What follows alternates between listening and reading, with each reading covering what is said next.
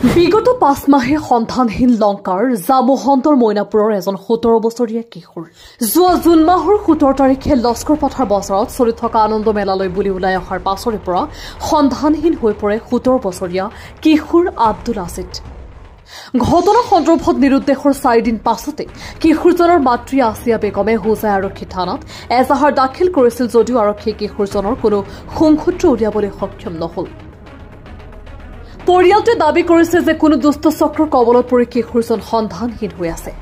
শেহতীয়াকৈ কিশোৰজনৰ পিতৃ মাতৃয়ে পুত্ৰৰ সন্ধান বিচাৰি সংবাদ মাধ্যমৰ কাষ চাপি সহায় বিচাৰিছে।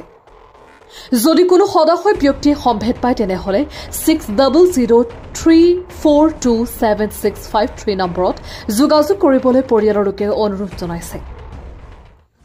আমাৰ ওচৰত দুৰ্ভগীয়া পিতৃ মাতৃৰ কিছু মন্তব্য আছে, শুনাই ল'ব বিচাৰিছো। জুন মাসের 17 তারিখে মোর লুরাটো কাবাসুরে আনন্দমেলা হয়েছিল, আনন্দমেলাত গৈছিলে আর পিছত আহা নাই। পিছত 4-5 দিন পিছতে মই থানাত গিয়ে এজার দিছো, আকৌ নিউজও দিছো। আজ পর্যন্তও নাই। 15 দিন পরে মানে একটা মানুষে দিল্লি থেকে ফোন করছে, মানে কইছে টাকা 10,000 দিতাম, টাকা 10,000 দিলে লুরাটো ফাটাই দিব, স্টেশন থেকে টুকাই লিয়া গেছে, এটু রেকর্ডিংও আছে। ভিডিও কলও দেখাইছে আমার লুরাটারে, এটাও আছে ফটো। পুলিশক জনাইছি, দেখুৱাইছি, মানে কইছে যেন এইটো হি চাব লোকেশন টানি। এতিয়াও লোকেশন টানি চোৱা নাই, একো কোৱাও নাই। এই দক্ষিণ জামুমন্ডৰ মইনাপুৰ। আপনাৰ যোনটো লৰাটো নাইকিয়া তাৰ নাম কি? আব্দুল আজিজ। আর পিতার নাম হইল আব্দুল জব্বার, মায়ের নাম হইল আসিয়া বেগম।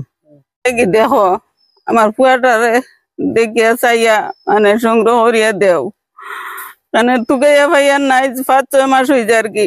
জুন মাসের 17 তারিখে বাড়ি থেকে বার হইয়া গেছে।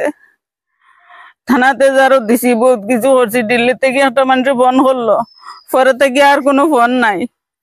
প্রশাসনটা হই আর যে যেন আসো দেখায় আমার বুয়াগু দেখিয়া চাইয়া জিতি দেও, মানুষটারে যেন দেখো যে নম্বর ফোন করিয়া কন্ট্যাক্ট করিয়া দেও মানুষটারে, আমরা গিয়া আনমু।